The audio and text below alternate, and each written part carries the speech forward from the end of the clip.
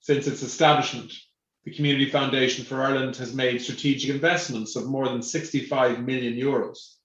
The Community Foundation for Northern Ireland in the last 40 years has awarded over £100 million. Both organisations have empowered local communities to effect change across a range of areas, including education, peace and reconciliation, and climate change, amongst many other issues.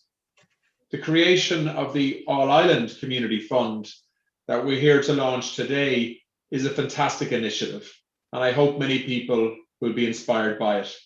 This fund demonstrates a shared commitment to collaboration, to what we can achieve together when we can be stronger.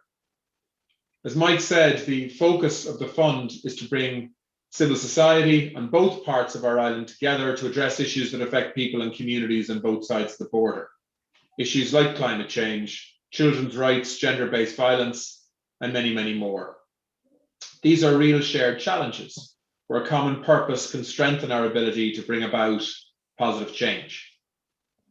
I know that this fund would not have been possible without the generous support of key funders, including the Tomar Trust, Unbound Philanthropy, the Charlton Family Fund, as well as one anonymous donor. Your donations will continue to support this important work across the island. Civil society, North and South, has an enormous contribution to make to the life on this island. And the government wishes to support it as much as it possibly can, including through encouraging constructive all-island partnerships. Last week, I was delighted to participate in the Shared Island dialogue, in the latest Shared Island dialogue event, focused on the contribution of civil society. It brought together over 140 participants from across the island of Ireland to explore ways in which civil society could encourage and work together in developing a shared future for us all on the island. It was a constructive and inclusive discussion, and it was respectful as well. I believe it is crucial that voices of representatives from this sector contribute to this discussion about the future. The Shared Island Initiative itself is focused on what can be achieved through the spirit of the Good Friday Agreement in encouraging peace and reconciliation, partnership and collaboration across the island. Indeed, today's event takes place on the eve of Good Friday, a reminder that we must continue to strive for a better future and for deeper reconciliation through the framework of that agreement. A fund of €500 million has been established under the Shared Island Initiative to provide significant capital funding in collaborative North-South projects, which will support the commitments and objectives of the Good Friday Agreement.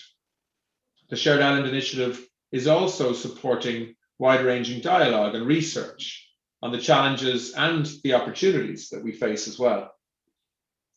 Collaborative initiatives such as your fund being launched today will generate partnerships and ideas for the prosperous island that we want to create and allow those working on the same issues to join together and share their experiences and their ideas and their ambition. The Irish government has long recognised the essential role of civil society in peace and reconciliation on the island. The Reconciliation Fund, first established in 1982, has supported non-governmental organisations, community groups, and voluntary organisations to support reconciliation and to create better understanding between people and traditions on the island of Ireland, and indeed between Ireland and Britain. The total level of grants made annually through this fund has risen from 2.7 million to 3.7 million in 2019. And we're again increasing the size of the fund in 2021, in particular, recognition of the impact of Brexit and COVID-19 on the work that we need to support. And I think many of us are more than familiar with the impact that those issues are having and the strain and polarization that it has caused in terms of public debate.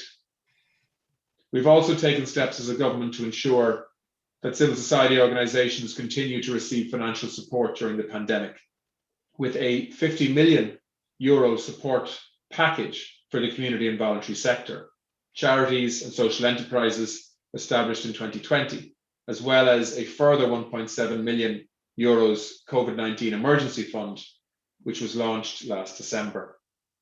The community and voluntary sector continues to lead by example. You do things that politicians are often unable to do, encouraging collaboration, championing inclusivity and diversity, and working together to build a prosperous future. The All Ireland Community Fund is a really positive and ambitious contribution to that endeavour. And so it gives me great pleasure to launch the All Ireland Community Fund.